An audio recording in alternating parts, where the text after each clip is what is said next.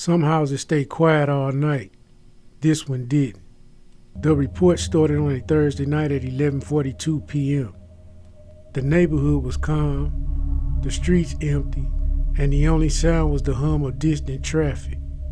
Nothing unusual, nothing alarming, nothing that should have stood out, except for one thing.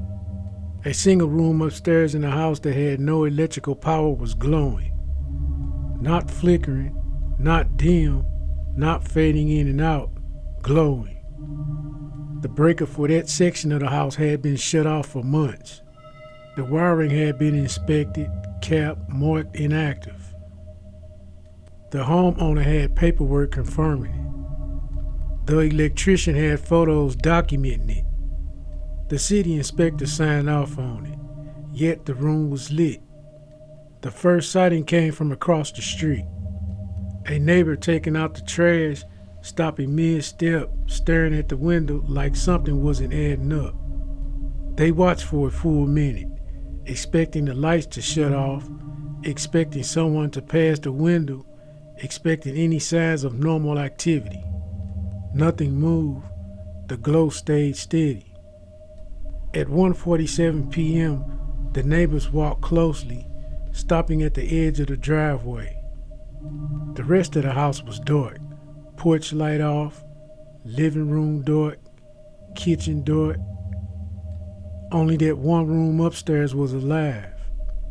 They knocked on the door, no answer. They knocked again, still nothing. At 11:52 p.m., they called the homeowner, who was out of town. The homeowner answered immediately, confused, insisted nobody had access to the house. No pets, no visitors, no spare keys was given out. And again, no power to that room. The homeowner asked the neighbors to check the breaker panel on the side of the house. Documented, panel locked, seal intact, breaker for upstairs room still switched off. No signs of tampering.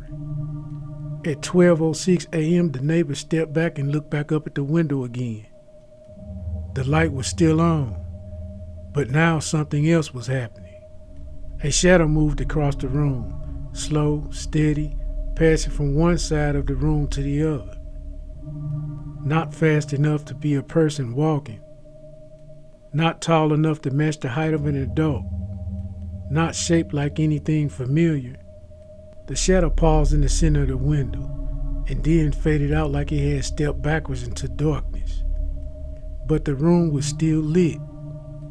At 12:11 a.m., the neighbors called the homeowner again. The homeowner stayed on the line, listening, confused, asking for details. The neighbor described the shadow, the glow, the stillness. The homeowner said something that made the neighbor's stomach drop. That room hasn't had a working bulb in it since last winter. At 12:17 a.m., the light shut off. Not gradually, not flickering, just gone like someone flipped a switch that didn't exist. The room went dark. The house went silent. The window turned into a black square again. Documented follow-up. Homeowner returned 2 days later. Room inspected. No bulbs and ceiling fixtures. No lamps in the room. No signs of recent activity. Breaker still off. Wiring still dead. No footprints, no dust disturbed, no objects moved. The official report ends with one line. Light source unconfirmed. But the neighbors added to their notes. Not part of the paperwork. Not part of the inspection. Just something they said quietly while standing in the driveway looking up at the window. It wasn't the light that bothered me. It was the shadow that didn't belong to anything. The neighbor didn't go back inside right away. They just stood there for another minute, staring at the window like it might flicker again, like the shadow might return, like the room might give away whatever been inside it. But nothing moved. The house stayed still, the kind of stillness that doesn't feel empty, it feels watched. At 12:19 a.m., they finally stepped backwards toward their own porch. But halfway across the yard, something made them stop. A faint glow, not bright, not steady, pulsed once behind the upstairs glass.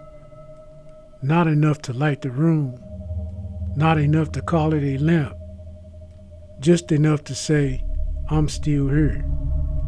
The neighbor waited for a second pulse. It never came. But by morning, the house looked normal again.